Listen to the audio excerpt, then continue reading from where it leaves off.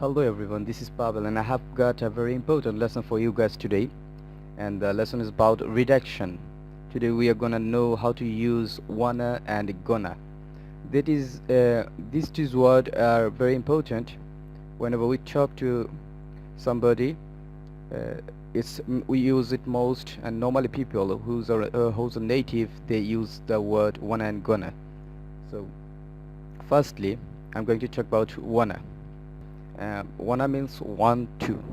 When we say something like I want to do this, I want to get this, so we can say it like I wanna do this, I wanna get this. So it's all like that. But it's okay with I, you, we, they. Like I wanna do this, you wanna do this, we wanna do this, they wanna do this. But the problem happens when the third person singular number comes. Um, when we can't say like he wanna do this, he want to get this. We have to use third person singular number. That's why we have to say like he wants to do this, he she wants to do this, she wants to get this. It's like it's become wansta. Wanna becomes wansta.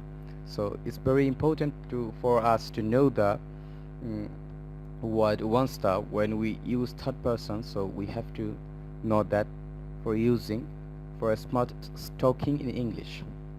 On the other hand, uh, gonna gonna means going to. So I'm going to do this, he's going to do this, they are going to do this. So we can say it like I'm gonna do this, he's gonna do this, she's gonna do this.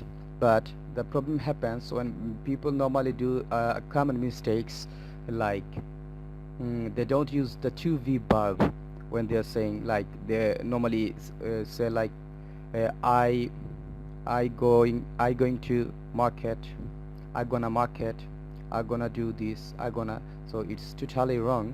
So you have to use the to be verb.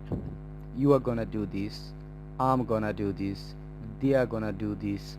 So you have to use the to be verb. And that is what I have for you guys today.